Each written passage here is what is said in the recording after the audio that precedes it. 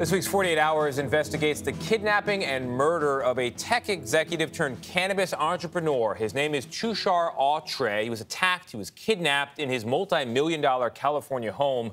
This was back in October of 2019. Hours later, found dead on his cannabis farm just 14 miles away from his home.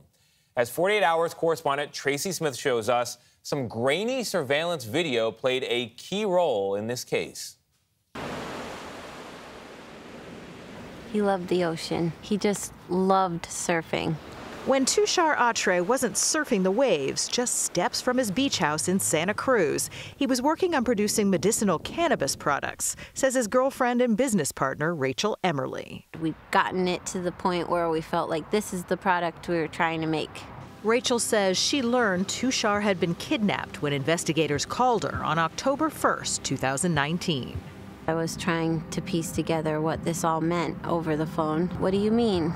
He didn't seem like he was in danger. The crime scene provided few clues, but several people in Tushar's house heard the intruders, says Mary Fulginiti, a former federal prosecutor and 48 Hours consultant. One witness hears 3 different voices. The unknown voices were heard asking about a safe Tushar kept in his bedroom that investigators say contained $80,000 in cash. Put your hands behind your back. Where is the safe and what's the combination? Nearly 6 hours later, at his cannabis farm, sheriff's deputies discovered the bloody body of Tushar Atre.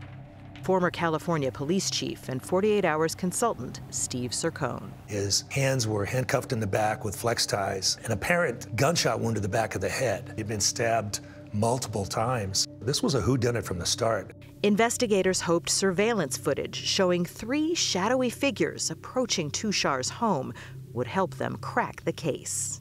As you'll see here, Mr. Atre breaks from the driveway and he runs and he's pursued by one of the suspects. He tackles him right here. And then as you can see, there's a struggle. If this was a robbery, why chase him, tackle him, and take him away? If this is truly just a simple robbery, once he runs away, you let him go. This is about more than just money. It's definitely about more than money. Where are you, Tushar? What happened? And Tracy Smith joins us now. What a story, Tracy, from that beautiful home to the bloody crime scene and that grainy surveillance video. It makes me wonder, if authorities had video like that, were they able to identify suspects quickly? Well, actually, no, because even though you could see what happened in that video, it was tough to see who did it because it was so grainy. So investigators spent months analyzing digital data, looking at more surveillance video until finally they were able to piece together what happened. Go ahead. Well, do investigators think it was related to the cannabis business? Because you've got the safe in the house, but then they take him to the farm. Right. You know, we were told that Tushar did everything by the book, but some investors did accuse him of dealing in the black market. So this was something else that investigators had to look into. Just a really grisly story and a fascinating mystery. Looking forward to it. Tracy Smith, thank you very much. And you can see Tracy's report, Who Shot the Tech Exec, on 48 Hours tomorrow night at 10/9 Central, right here on CBS and on our streaming service, Paramount+. We'll be right back.